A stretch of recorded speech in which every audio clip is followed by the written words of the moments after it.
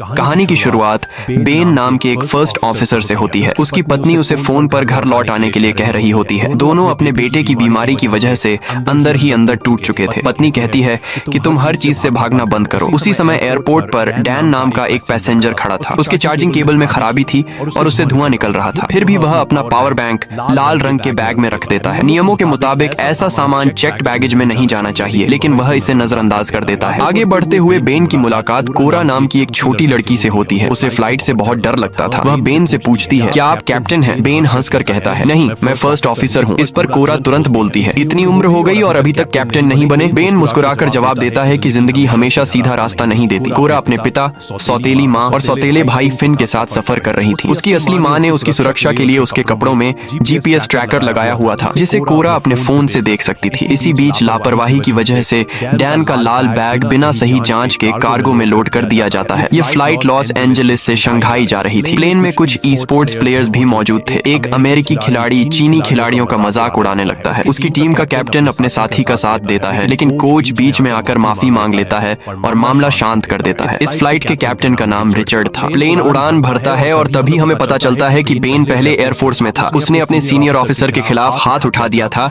क्योंकि वह नियमों का सही पालन नहीं कर रहा था। इसी गलती की वजह से बेन अपनी नौकरी, पेंशन और सारे फायदे खो बैठा। अब वह एक छोटी एयरलाइन में फर्स्ट ऑफिसर की नौकरी कर रहा था। दूसरी तरफ स्पोर्ट्स प्लेयर लिली अपने कैप्टन सैम से पूछती है कि वह उसका लेटर पढ़ने से इतना डर क्यों रहा है। सैम कहता है कि वह डर नहीं रहा, बस चीन लौटने के बाद पढ़ेगा। फिर वह वॉशरूम की तरफ जाता है जहां उसने लिली के लेटर्स अपने फोन कवर में छिपा कर रखे हुए थे। इधर कोरा का पिता उसे समझाने की कोशिश करता है। वह कहता है कि कम से कम अपने भाई फिन के साथ थोड़ा अच्छा व्यवहार करो, लेकिन कोरा उसकी बात नहीं सुनती। उसे अपनी स्टेप मदर बिल्कुल पसंद नहीं थी। उसके पिता वॉशरूम चले जाते हैं और थोड़ी देर बाद उसकी स्टेप मदर भी उनके पीछे चली जाती है। उसी समय कार्गो में पड़ा खराब चार्जिंग केबल अचानक चिंगारियां छोड़ने लगता है और वहां आग लग जाती है। फिन को अपने माता पिता दिखाई नहीं देते तो वह कोरा से पूछता है कि वे कहाँ हैं। कोरा मजाक में कहती है कि वॉशरूम के पास एक पूल है और वे वहीं गए हैं। फिन वहां पहुंचता है लेकिन गलती से दूसरे हिस्से में चला जाता है। वहां एक आदमी वीडियो गेम खेल रहा था। फिन उसके पास बैठकर उसके साथ खेलने लगता है। कॉकपिट में अचानक वार्निंग आती है। कार्गो कंपार्टमेंट में स्मोक और फायर डिटेक्ट हो चुकी थी। बेन तुरंत फायर सप्रेशन सिस्टम एक्टिव करता है, लेकिन सिस्टम सही तरह से काम नहीं करता। हालात बिगड़ते देखकर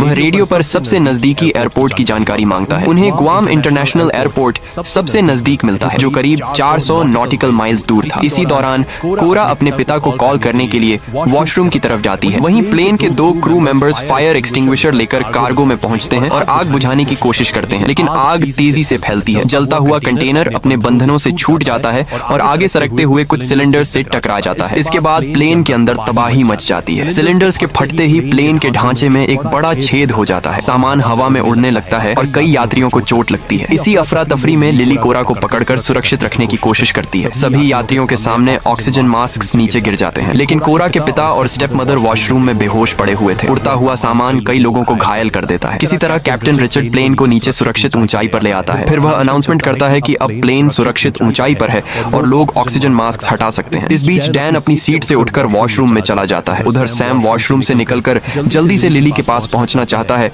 लेकिन एक फ्लाइट अटेंडेंट उसे रोककर सीट पर बैठा देती है क्योंकि इस समय भागना खतरनाक था। डैन वॉशरूम में बैठकर स्मोकिंग करने लगता है। तभी कार्गो में लगी आग और ज्यादा फैल जाती है। जलता हुआ कंटेनर इंजन से टकरा जाता है। इंजन बुरी तरह फट जाता है और प्लेन के साइड में एक और बड़ा छेद हो जाता है। कुछ यात्री सीधे बाहर गिरने लगते हैं। स्थिति और भी खराब हो जाती है जब फ्लाइट कंट्रोल्स जवाब देना बंद कर देते हैं। उस समय प्लेन खुले समुद्र के ऊपर था। थोड़ी ही देर में दूसरा इंजन भी आग पकड़ लेता है। अब प्लेन की पावर और रेडियो कम्युनिकेशन दोनों खत्म हो जाते हैं। हालात हाथ से निकलते देख बेन तुरंत रैम एयर टरबाइन डिप्लॉय करता है। शुक्र है कि इससे प्लेन के जरूरी इंस्ट्रूमेंट्स दोबारा चालू हो जाते हैं और उन्हें उम्मीद की एक छोटी सी किरण दिखाई देती है। प्लेन में मौजूद कोरा अपने मम्मी पापा की तरफ भागने लगती है, लेकिन एक फ्लाइट अटेंडेंट उसे पकड़कर रोक लेती है। उधर कैप्टन रिचर्ड फैसला करता है कि अब प्लेन को समुद्र में उतारना ही पड़ेगा। वह बेन से कहता है कि तुरंत फ्यूल बाहर निकालना शुरू करो। फिर वह सभी यात्रियों को अनाउंसमेंट करके इम्पैक्ट के लिए तैयार रहने को कहता है। सभी लोग डर के मारे अपनी सीटों पर झुक जाते हैं, लेकिन प्लेन बहुत तेजी से नीचे जा रहा था। कॉकपिट में रिचर्ड और बेन लगातार बहस कर रहे थे कि इस हालत में लैंडिंग कैसे की जाए। बेन सलाह देता है कि प्लेन को मोड़कर समुद्र की लहरों के समानांतर उतारा जाए। दोनों मिलकर स्पीड कम करने की कोशिश करते हैं। रिचर्ड बेन से कहता है कि अपनी सीट पूरी पीछे करो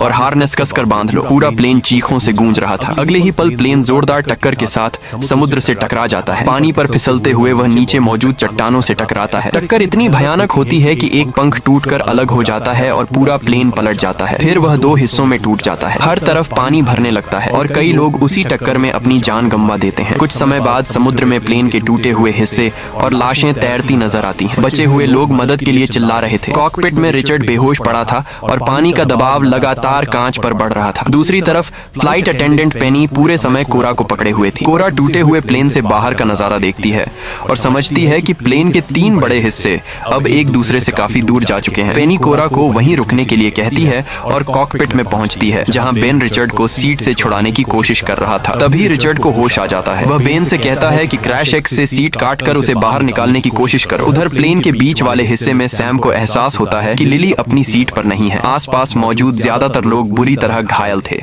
सैम बार बार लिली का नाम लेकर उसे पुकारने लगता है। दूसरी तरफ प्लेन का आखिरी हिस्सा उल्टा होकर पानी में तैर रहा था। वहीं फिन एक आदमी के साथ मौजूद था और फ्लाइट अटेंडेंट जोई भी उसके पास थी। इसी बीच लिली पानी में तैरते हुए प्लेन के टूटे हुए हिस्से तक पहुंच जाती है। उसके पैर से लगातार खून बह रहा था। कॉकपिट में बेन और पेनी पूरी कोशिश करते हैं, लेकिन रिचर्ड को बाहर नहीं निकाल पाते। ऊपर से कॉकपिट का कांच किसी भी पल टूट सकता था। बेन समझ जाता है कि अगर वह रिचर्ड का पैर काटेगा तो वह खून बहने से मर जाएगा। तब रिचर्ड उसे कहता है कि दरवाजा बंद करके यहाँ से निकल जाओ, ताकि पानी सिर्फ कॉकपिट में ही रहे और बाकी हिस्से में न फैले। फिर वह बेन से कहता है, अब यह प्लेन तुम्हारा है, घर जाओ और अपने बेटे के साथ रहो। बेन वहाँ से निकलने लगता है तो रिचर्ड उसे ELT चेक करने के लिए याद दिलाता है। बेन बाहर का हाल देखकर सन्न रह जाता है। प्लेन के आखिरी हिस्से में ज्यादातर लोग मर चुके थे और पूरा हिस्सा उल्टा होकर पानी में फंसा हुआ था। उसी समय वॉशरूम में फिन की माँ को होश आ जाता है। वह कोरा के पिता को भी जगाती है, लेकिन जैसे ही वे दरवाजा खोलते हैं पानी तेज रफ्तार से अंदर घुस आता है। कॉकपिट में अकेला बैठा रिचर्ड अपने परिवार की तस्वीर को देख रहा था। तभी कांच टूट जाता है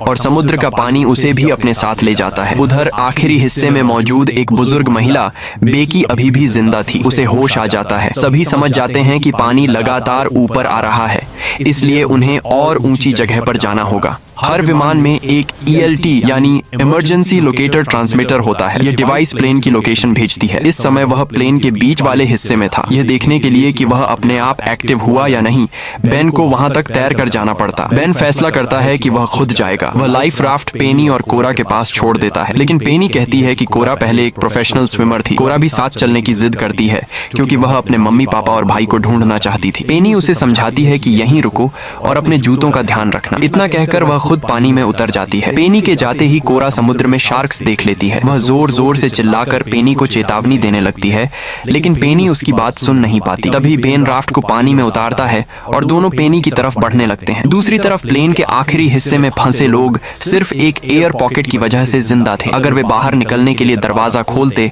तो पूरा हिस्सा डूब जाता और सभी मर जाते। उधर समुद्र में शार्क अब पेनी के बहुत करीब पहुंच चुकी थी। उसे दूर से कोरा की आवाज तो सुनाई देती है, लेकिन शब्द समझ नहीं आते। अगले ही पल शार्क हमला कर देती है। बेन पूरी कोशिश करता है कि पेनी को ऊपर खींच ले, लेकिन वह उसे बचा नहीं पाता। इसके बाद शार्क उनकी राफ्ट पर भी हमला करती है। बेन एक चप्पू से उसे पीछे हटाने की कोशिश करता है और किसी तरह उसे दूर भगा देता है।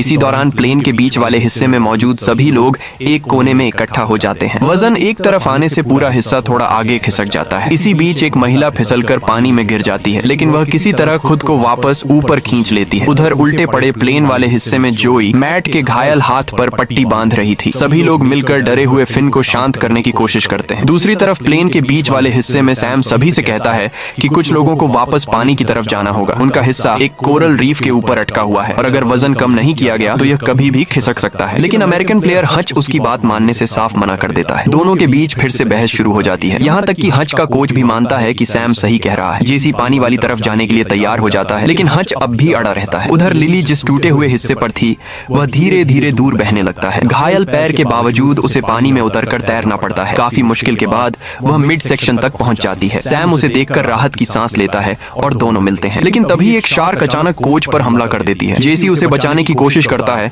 मगर वह भी शार्क का शिकार बन जाता है। यह देखकर हच का गुस्सा फूट पड़ता है। वह सारी गलती सैम पर डालने लगता है और उसकी पिटाई शुरू कर देता है। तभी बेन वहां पहुंचता है और हच को खींचकर अलग कर देता है। उधर प्लेन के आखिरी हिस्से में जोई कहती है कि वह नीचे तैरकर बाहर निकलने का रास्ता ढूंढ सकती है, लेकिन मैट उसे रोक देता है। उसका हाथ टूटा हुआ था, फिर भी वह खुद जाने की जिद करता है। बेकी उसे मना करती है, मगर मैट नहीं मानता और एक हाथ के सहारे पानी में उतर जाता है। वह प्लेन के नीचे से रास्ता बनाते हुए आखिरकार सतह तक पहुंच जाता है। ऊपर आते ही वह जोर जोर से मदद मदद के लिए चिल्लाने लगता है। तभी उसे कोरा के पिता दिखाई देते हैं, लेकिन अगले ही पल एक शार्क उन पर हमला कर देती है और उन्हें निगल जाती है। यह देखकर मैट दहशत में चीखने लगता है। वापस मिड सेक्शन में बेन सबको बताता है कि वे लोग सच में बहुत भाग्यशाली हैं। प्लेन में कुल 293 लोग थे, लेकिन अब उसे मुश्किल से 30 लोग ही जिंदा नजर आ रहे थे। यहाँ कुछ लाइफ राफ्ट भी मौजूद थी। बेन ELT यानी इमरजेंसी लोकेटर ट्रांसमीटर को ढूंढना शुरू करता है। उधर कोरा अब भी अपने पापा को ढूंढने में लगी हुई थी।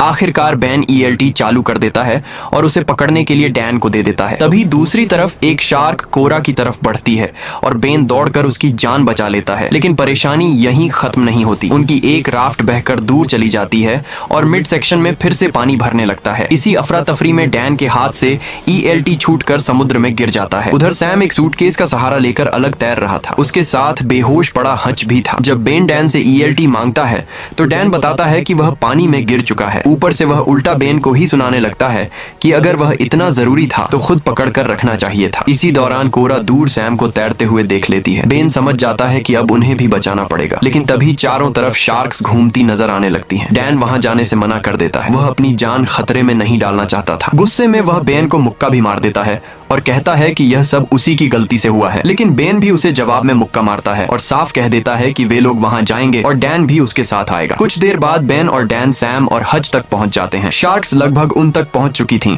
लेकिन बेन सही समय पर दोनों को बचा लेता है। दूसरी तरफ उल्टे पड़े प्लेन के हिस्से में अब और इंतजार करना नामुमकिन था। बेकी वहां से जाने से मना कर देती है। वह सिर्फ जोई से कहती है कि फिन को लेकर निकल जाओ। जोई वादा करती है कि वह वापस आएगी और फिर फिन को साथ लेकर आगे बढ़ती है। रास्ते में उन्हें मैट की लाश दिखाई देती है। दोनों किसी तरह सतह तक पहुंच जाते हैं। पास ही एक बंद पड़ा लाइफ राफ्ट भी बहकर आ चुका था। उधर लिली अचानक आसमान में एक प्लेन देखती है। सभी लोग पूरी ताकत से हाथ हिलाकर मदद मांगते हैं, लेकिन वह विमान उन्हें देख नहीं पाता और आगे निकल जाता है। इस बीच जोई राफ्ट खोल देती है। वह फिन को उसमें बैठाने ही वाली थी कि अचानक शार्क हमला कर देती है, लेकिन इत्तेफाक से शार्क्स आपस में ही लड़ने लगती हैं। मौका मिलते ही जोई फिन को राफ्ट में चढ़ा देती है और खुद भी किसी तरह ऊपर आ जाती है। उसके पैर से काफी खून बह रहा था। कुछ ही सेकंड बाद वह बेहोश हो जाती है। अब फिन बिल्कुल अकेला था। वह जोर जोर से मदद के लिए चिल्लाने लगता है। तभी उसे महसूस होता है कि राफ्ट नीचे से हिल रही है। वह नीचे झांक कर देखता है तो एक शार्क राफ्ट से टकराती है। फिन संतुलन खो देता है और राफ्ट के किनारे लटक जाता है। उधर उल्टे पड़े हिस्से में पानी अब बेकी की गर्दन तक पहुंच चुका था। उसे अपनी पोती की याद आने लगती है। वह भगवान से दुआ करती है कि उसकी पोती की जिंदगी खुशियों से भरी रहे। उसी समय आसमान में एक हेलीकॉप्टर दिखाई देता है जो बचे हुए लोगों की तलाश कर रहा था। साथ ही एक चीनी फिशिंग शिप से भी संपर्क किया जाता है और उन्हें बताया जाता है कि पास में एक प्लेन क्रैश हुआ है, इसीलिए जितनी जल्दी हो सके बचाव के लिए पहुंचो। वहीं राफ्ट पर बैठे हच की नजर सैम पर पड़ती है, जो बार बार लिली को देख रहा था। हच उससे कहता है कि जाकर अपने दिल की बात बता दो, लेकिन सैम कहता है कि वह ऐसा नहीं कर सकता क्योंकि उनकी टीम का नियम है कि खिलाड़ी आपस में डेट नहीं कर सकते। इस पर हच हंसते हुए कहता है कि ऐसे नियमों की परवाह आखिर करता ही कौन है। अब तक कोरा को समझ आ चुका था कि उसके परिवार के लोग शायद अब इस दुनिया में नहीं बचे। उसे अपने पिता की बात याद आती है। उन्होंने कहा था कि फिन का ध्यान रखना, लेकिन वह ऐसा नहीं कर पाई। आखिर फिन अभी सिर्फ 7 साल का बच्चा था। बेन उसे दिलासा देता है और बताता है कि उसका बेटा भी 7 साल का ही है। फिर वह अपने बेटे की एक पुरानी फोटो कोरा को दिखाता है। तभी दूर से एक रेस्क्यू हेलीकॉप्टर उनकी तरफ आता दिखाई देता है। सभी लोगों के चेहरे पर उम्मीद लौट आती है। हेलीकॉप्टर से एक रेस्क्यू स्विमर नीचे उतारा जाता है, लेकिन बेन जोर जोर से चिल्लाने लगता है, नहीं नीचे मत आओ। मगर हेलीकॉप्टर में मौजूद लोग उसकी चेतावनी नहीं समझ पाते। जैसे ही स्विमर पानी में उतरती है, उसी पल एक शार्क उस पर हमला कर देती है। उसे तुरंत ऊपर खींचने की कोशिश की जाती है, लेकिन शार्क उछलकर उसे अपने जबड़ों में दबोच लेती है। रस्सी अब भी उससे जुड़ी हुई थी, जिसकी वजह से हेलीकॉप्टर का संतुलन बिगड़ जाता है। कुछ ही सेकंड में हेलीकॉप्टर घूमते हुए समुद्र में जा गिरता है। हेलीकॉप्टर के टकराने से उनकी राफ्ट भी पलट जाती है। लोग किसी तरह खुद को संभालते हैं और वापस ऊपर आ जाते हैं, लेकिन ऊपर खींचे जाते समय डैन एक फ्लाइट अटेंडेंट को धक्का दे देता है। वह सीधे पानी में गिरती है और अगले ही पल शार्क्स उसे घेर लेती हैं। उसी दौरान एक चीनी फिशिंग शिप वहां पहुंच जाती है। हालांकि जहाज उनके काफी पास नहीं आ सकता क्योंकि बीच में कोरल रीफ थी और पानी बहुत कम गहरा था। अब लोगों को खुद ही वहां तक पहुंचना था, लेकिन मुश्किल यह थी कि राफ्ट में पैडल ही नहीं थे। तभी बेन को एहसास होता है कि कोरा राफ्ट पर नहीं है। वह दूर टूटे हुए प्लेन के एक हिस्से पर अकेली खड़ी थी। बेन बिना समय गंवाए उसकी तरफ तैरने लगता है, लेकिन उसके पीछे पीछे एक शार्क भी आ रही थी। किसी तरह वह कोरा तक पहुंच जाता है और उसे अपने साथ चलने के लिए कहता है, मगर कोरा मना कर देती है। वह कहती है कि वह अपने डैडी के पास यहीं रहना चाहती है। बेन उसे समझाता है कि उन्हें बस थोड़ा सा रास्ता बदलना है। फिर वह कोरा को अपने शरीर से बांध लेता है और दोनों आगे बढ़ने लगते हैं, लेकिन चारों तरफ शार्क्स भरी हुई थीं। यह देखकर चीनी मछुआरे